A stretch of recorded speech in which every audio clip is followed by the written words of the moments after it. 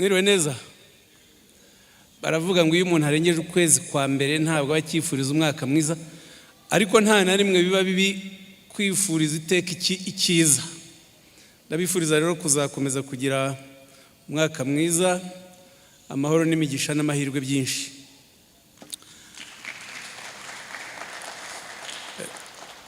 Umubyeyi Yoranda Mukagasana wakoze cyane. Reka mpere kuri ibi birori tumaze kubona by'aba bana, watubwiye mu ncamake ngufi aho wabakuye. Abantu mu muhanda batandukanye, utazi ababyeyi, utazi, ariko ukabavana ahabi bari, ukaba ubagejeje mu mucyo, mu buzima, mu cyizere, mu cyerekezo nk'iki ngiki. Nahise ntekereza bimwe nzi byo mu buzima bwawe. Wowe bakwiciye abana bawe, bakwicira umugabo, ariko ntiwaheranwa n'ubwo bugome. Ubundi aba bana wafashe, urera, witaho, ubereye umubyeyi, ntabwo wigeze umenya ngo uyu ni umuhutu, uyu ni umututsi, uyu ni umutwa. Warebye abana, kandi wowe abawe leta yarashoye interahamwe z'abahutu zikabica, ugasiga uri wenyine. Ubwo ni ubuntu burenze amagambo umuntu abura ko avuga nuko yita, ariko warakoze kandi uzakomeza ukore. Ni nacyo amateka azasigarana kinini. Iyo nibutse igitabo cyawe cya mbere, niba ntakubeshyera buraza kunyomoza, wakise La mort ne veut pas de moi. Numva kiri mu bitabo bya mbere naguze. Nta n'amafaranga nagiraga, nta buruse nagiraga, nirwanagaho, ariko igitabo cya jenoside cyose nabonaga, sinaburaga amafaranga yo kukigura. Bivuga ngo ni nkaho byavuze ngo urupfu rwanze kuntwara, urupfu rwaranyanze, iyicwa ryaranyanze. Ariko nawe wanga guheranwa n'iryo yicwa, ugira imbaraga zo gutanga ubuhamya, zo kuvuga jenoside mu miterere yayo, mu mizi yayo, mu bugome bwayo, mu ngengabitekerezo yayo, uko igomba kuvugwa. Kandi ukaba bimazemo imyaka myinshi, uzanakomeza. Urwo rupfu rwakwanze rero ruzakomeze rukwange, natwe nta urushaka. Njya nkunda kuvuga nti, bamwe baravuga ngo mu ijuru ni heza, jye simbizi, sinzi uko hasa, kuko nabo tujyanyeyo buri gihe tubanza kubashyira mu mva, sinzi niba bazamuka twagiye. Urupfu nta urushaka, twese twifuza gukomeza kubaho, ariko ntibishoboka. niyo nzira, rukomeze rukwanga imyaka myinshi. Muzehe Mugesera, mu kibazo yakubajije, kandi koko gikwiye gusubizwa kugira ngo abana bajijukirwe, ati wasobanuriye abana ubwoko icyo ari cyo. Ati jenoside babwira ko yakozwe nande. Ni ibibazo abantu bose bibaza, kandi nibaza koko bikwiye gusubizwa kuko bifite ibisobanuro. Icyo cya kabiri cyo abantu baranagitinya kugisubiza, bagahitamo kuvuga ngo, kandi nabyo nibyo, kwita jenoside uko yitwa abo yakorewe. Jenoside yakorewe abatutsi, ariko se abatutsi bishwe nande? Nk'uko mbabajije aha ngaha, abatinyuka kubivuga ni bakeya, ariko nyamara bikwiye gusubizwa uko biri, kuko nibyo bivana abantu mu rujijo.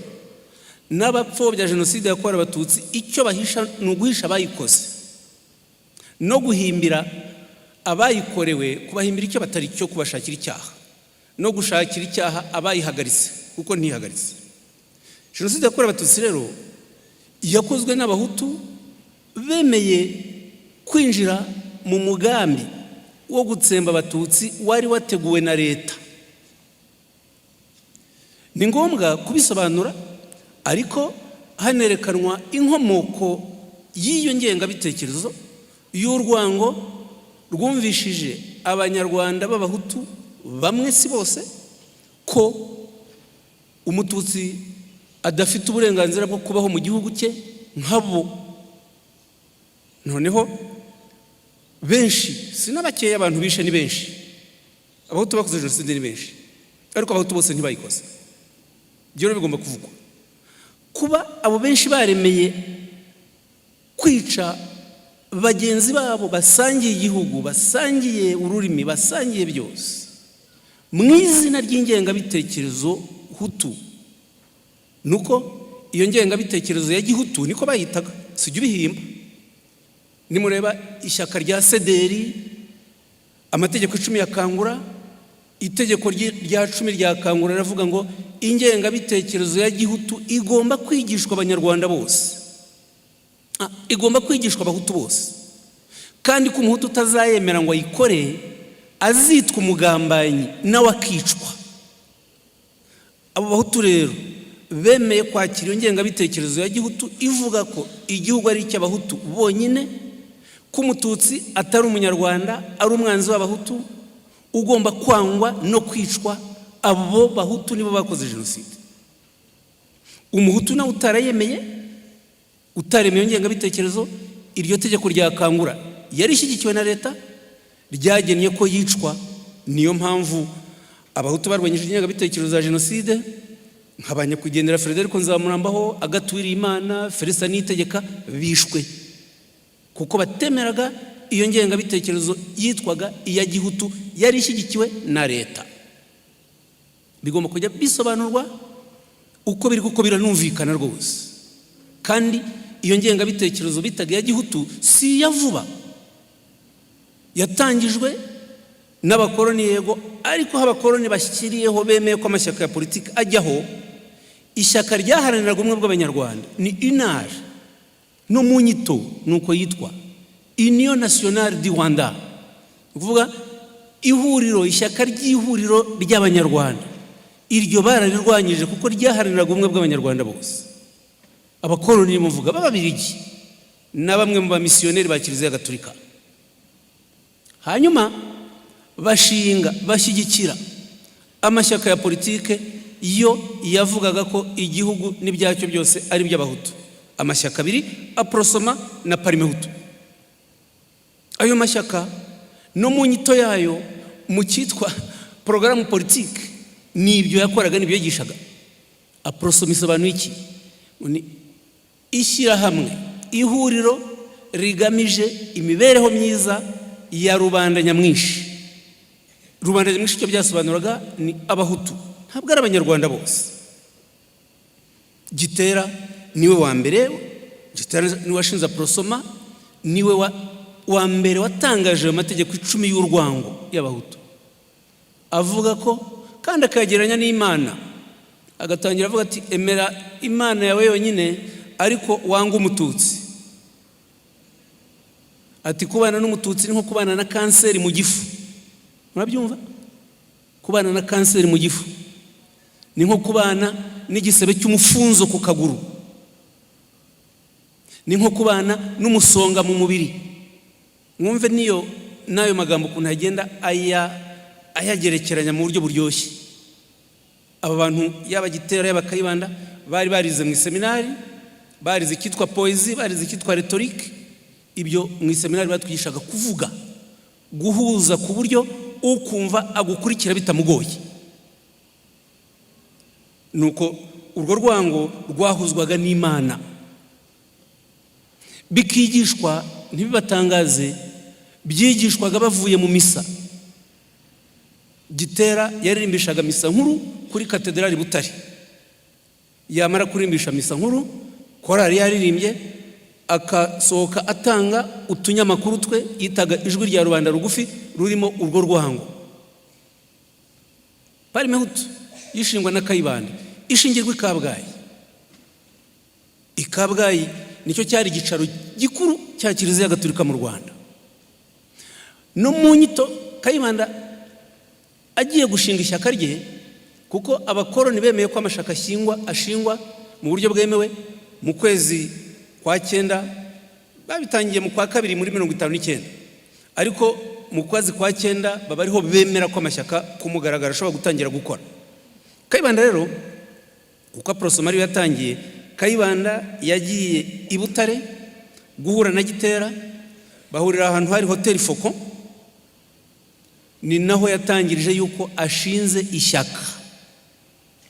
Muzasome memoire y'ubushakashatsi, ntabwo yanditswe n'umuntu w'umututsi, yanditswe n'uwitwa Sixbert Musangafura mu mwaka wa 1987, arangiza mu cyiciro muri fakulté y'amateka ya Kaminuza Nkuru y'u Rwanda. Yakoze ubushakashatsi ku ishyaka rya MDR Parimehutu. Musangafura avuka mu karere ka Nyamagabe, hariya rwose hafi ya icyicaro cy'akarere. Avuga ko Kayibanda ashinga ishyaka aritangiza aho ngaho muri Hotel Foko Butare hamwe na Gitera. Yavuze ati ishyaka ryacu rirareba inyungu z'abahutu bakandamijwe bagabyinagazwa n'agatutsi wihaye igihugu. Tuzi ko gatutsi n'umututsi si umunyagihugu, si umunyarwanda. Ati tugomba kuba urumuri rwa rubanda nyamwinshi, tugomba gusubiza igihugu bene cyo. Igihugu ni icy'abahutu. Turi mu mwaka wa 1959. 1994 habaho jenoside ya Rurangiza, bivuze ko iyo ngengabitekerezo ya gihutu ivuga ko igihugu ari icy'agahutu, abatutsi bakaba abanyamahanga, bakaba abanzi b'agahutu, yari imaze imyaka 35 yigishwa mu Rwanda, yigishwa na leta, bigaca rimwe na rimwe no mu madini, bigaca mu mashyirahamwe, bigaca mu mashuri. Aba bana nibyo bigaga, bakabiririmba, bagakura mu ngo zabo badahabwa uburere n'umuco nk'ubwo Yoranda ahaba abana batarabe, ariko yagize abe yabereye umubyeyi. Abo bantu rero bakuze bigishwa urwo rwango, bakarwigishwa natwe bize, kuko twebwe bize ni twebwe twarushyize mu nyandiko. Ndishyiramo nanjye nararuzize n'ikigereranyo. Abize babishyize mu nyandiko, barabyigisha, babishyira muri politiki, nibo batumye b'abaturage mu izina ry'abahutu bica abatutsi. Mu mwaka wa 1992 ku itariki 21 z'ukwa 9 1992, ingabo z'igihugu zishinzwe kurinda umutekano n'amahoro w'abanyarwanda bose zasohoye inyandiko ndende yashyizweho umukono n'uwari umugaba mukuru wazo wungirije Colonel Deogratian Nsabimana, ayoherereza Perezida Habyarimana. Iyo nyandiko yari ivuye hehe kandi kavuga iki? Yari ivuye ko Perezida Habyarimana yari yarashyizeho komisiyo igizwe n'abasirikare bakuru 10 bayobowe na Colonel Bagosora, abasaba ngo kwiga uburyo guverinoma y'u Rwanda n'ingabo zayo batsinda umwanzi mu buryo bwa gisirikare, ubwa politike na mpuzamahanga, diplomasi. Iyo raporo rero yari itanzwe n'iyo komisiyo iyobowe na Bagosora, yabwiraga Habyarimana ibyo bagomba gukora. Icy'ingenzi kirimo ni iki rero? Ingenzi kirimo mu iyo raporo yari raporo y'ibanga igenewe perezida. Kwari ukuvuga ngo kugira ngo dutsinde umwanzi nka leta tugomba kubanza kumenya umwanzi wari we. Noneho rero berekana n'umwanzi wari we. Bavuga ati umwanzi arimo ibyiciro bibiri. Icyiciro cya mbere kigizwe n'umwanzi w'ingenzi uri ku isonga, mu gifaransa ngo ni ennemi principal. Icyiciro cya kabiri kigizwe n'umufasha w'umwanzi umuha inkunga iyo ari yo yose. Bamaze kwemeza ibyo byiciro rero bavuga n'ababigize. Bavuga ko umwanzi w'ingenzi, umwanzi wa mbere ennemi principal, ari umututsi, yaba uri mu gihugu cyangwa uri mu mahanga. Uwo ni umwanzi. Ubwo ni ukuvuga umwanzi wande? Umwanzi w'abahutu. Hanyuma mu bijyanye n'umufasha w'umwanzi, bemera yuko bavuga ko ari umuntu wese, yaba umunyarwanda cyangwa umunyamahanga, uha ubufasha ubwo ari bwo bwose umututsi, uwo ni umwanzi.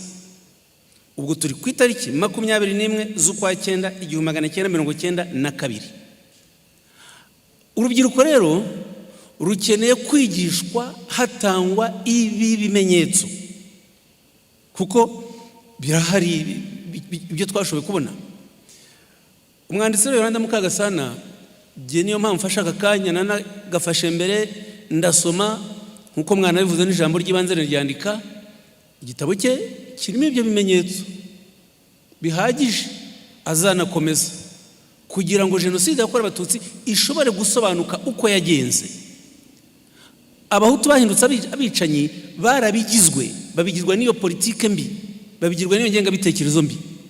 Ubu ngubu hari benshi giye mpura nabo babyicuza, kandi babyicuza babivuye ku mutima pe. Iyo batekereje bagasanga aho bari barageze naho leta mbi yabagejeje. Ni ngombwa rwose ko tubisobanura mu buryo bwumvikana, buhari ibimenyetso tukabitanga. Icya kabiri ari naho ndangiriza, Yolanda Mukagasana asobanurira urubyiruko, ariko iyo mvuze urubyiruko ni n'abakuru, kuvuga mwese muzagisome, ntawe udakeneye kumenya rwose, harimo ubumenyi buri wese akeneye. Nuko ubu hadutse, ariko biranashaje kuko bijyana na jenoside, gupfobya imiterere nyayo ya jenoside yakorewe Abatutsi, kuyihakana, kuyita ukundi. Icyo rero iteka icyo cyiciro kijyana na jenoside. Hari abajya bavuga ngo gisoza ikorwa rya jenoside, ariko si byo, kiri mu bigize jenoside ubwayo. Kuko iyo umuntu ariho yica undi amuziza ubwoko bwe, aba yatangiye guhakana ubuntu bwe bw'uwo yica. Negationism irimo mu kwica. Abo rero abenshi, ubu ngubu abenshi bari mu rubyiruko, bari mu bana bavuka ku bakoze jenoside. Ushobora kuba ingero zitari nkeya rwose, ahangaha izinje muko nzibuka.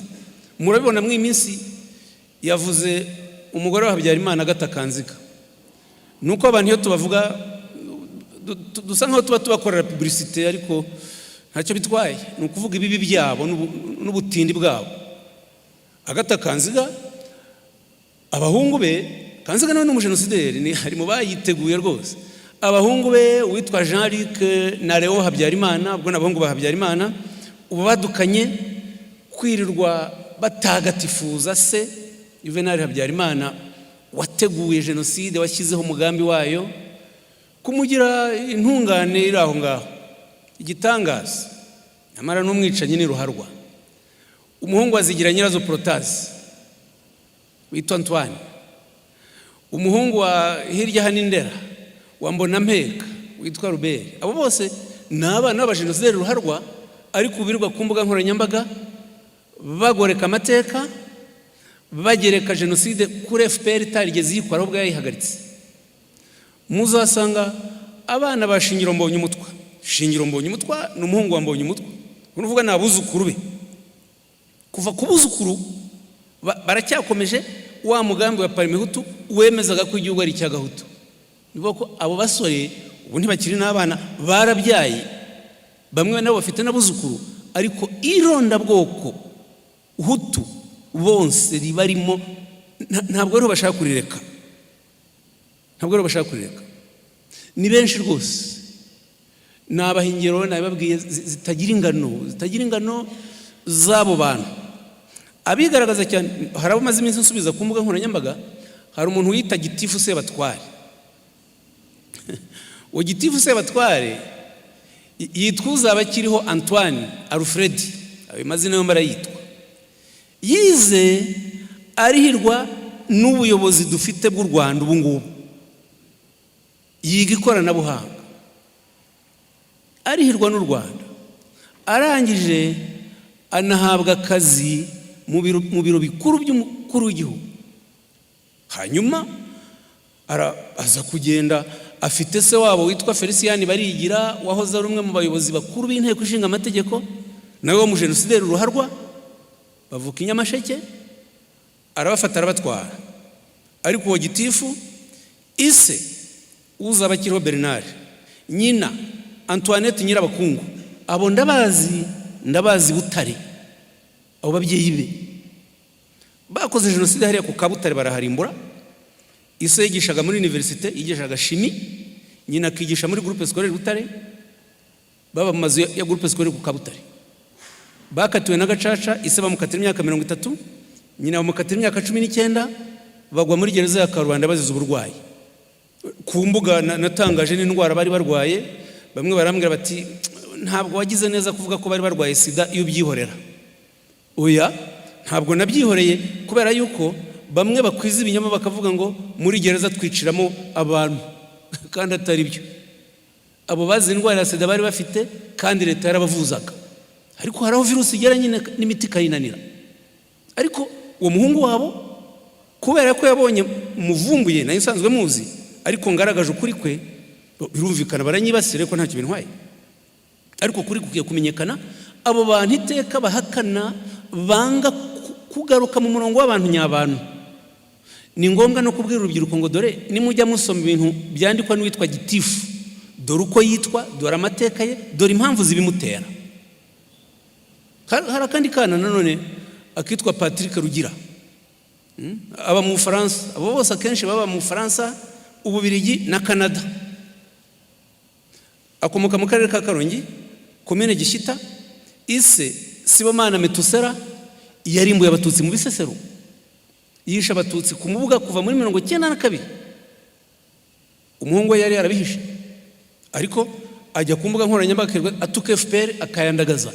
Niyo yamwigishije. Abo bose mvuga babaye ino biga kuri leta y'ubumwe bw'Abanyarwanda, ariyo bashyize mu mashuri, ariko ubu bahindutse imbata z'urwango n'irondabwoko bakuriyemo.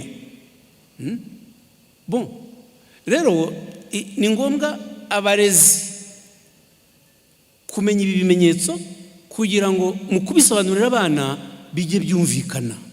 Umwana iyo umusobanurira ikintu gifatika aracyumva. Iyo utinye kubivuga ntabimenya, ntabwo bimenya, ahubwo uramucanga akazafata bya binyoma by'abo bantu babi kuko bazi kubyubaka. Hari n'abahimba bakita ko bacitse ku icumu kandi ari abana b'interahamwe, bakita ko bacitse ku icumu rya jenoside kugira ngo abazungu bashobore kubumva bakeka koko ari abacitse ku icumu. Abahama ingero ebyiri, hari uwitwa Claude Gatebuke na mushikiwe Alice Gatebuke, baba muri Amerika. Abo bantu, ise yitwa Justine Gatebuke, avuka mu hoza ari komine Kayove, ubu ni mu karere ka Rutsiro. Yize muri Universite y'u Rwanda. Nge byanteye rwose n'amatsiko njya gushaka amateka ye, kuko bavugaga ko ari abatutsi barokotse, ariko numva sibyo kuko uwo muntu nari muzi, naramubonaga. Mbona ifishi ze registre yigiyeho, n'ifishi ndayifite nimero yayo yigiyeho muri universite. Ifishi yasinywe n'uwari umunyamabanga mukuru wa universite Charles Ntakirutinka mu mwaka w'1984. Yiga mu ishami bitaga École Supérieure de Technique Médicale rya Kaminuza y'u Rwanda. Ni umuhutu, biranditse si igihe babishyizeho. Abana bese baraje bahindutse abacitse ku icumbi bivuye hehe, nabyo nabyanditse ndabyerekana ku mbuga nkoranyambaga. Batinye no gusubiza abo bana be, haraduka akandika abandi batukana. Igihe ntawe ujya nsubiza ko ntabyo abona, barantuka gusa, cyangwa bagahimba ngo wonse amaraso amashereka y'abahutukazi. Ibyo nabyo ni ibinyoma, ntawe bihuriye rwose namba, barasebanya gusa. Hari akandi gakobwa kitwa Denise Zaneza, aba mu Bubiligi, nawe muzamubona we yandika kenshi rwose akibasira abayobozi bakuru b'igihugu. Uwo mukobwa ise yitwa Marcel Sebatware, yayoboraga uruganda rwa sima mu Bugarama mu karere ka Rusizi. Ise yafatanyije n'abitwa ba Yusufu Munyakazi. Yusufu Munyakazi yakatiwe n'urukiko mpanabyaha rwa Arusha, yaguye muri gereza ya Arusha y'umuryango w'abibumbye. Marcel Sebatware barimbuye Bugarama yose. Interahamwe ze zavaga mu Bugarama imodoka zitwaye bakajya kwica imibirizi, bari barangije Bugarama bajya Mibirizi ahitwa Mushaka, bajya Bisesero, bajya Hanika, Nkanka, Shagasha, Nyarushishi, Nyamasheke, Kibogora. Hanyuma umukobwa we ubu yirirwa mu Bubiligi avuga ngo araharanira uburenganzira bwa muntu, atavuga ibyase. Ngaya amateka dukwiye kumenya. Reka ndekera aha ngo ararekwa ntashira. Ndongera kugushimira Yolanda, kandi uko uzakomereza aho, tuzagufasha uko dushoboye, namwe kandi muzamushyigikire. Ndabizi ko kwandika si ibya buri wese, ariko umwanditsi iyo yanditse akabona basoma igitabo cye bakanamubwira uko babitekereza, bakanamubaza n'ibindi bibazo, bimutera imbaraga. Muzamushyigikire rero musoma igitabo cye kandi mukimenyekanisha. Ndabifuriza gusubira mu ngo zanyu amahoro, kandi igihugu cyacu dukomeze tugikorere, dukomeze tukirinde, twubake igihugu cy'Abanyarwanda bose. Aya mateka tujye tuyiga, tuyigishe, ariko abana tubigisha urukundo, tubigisha no kutazayigana. Mugira amahoro.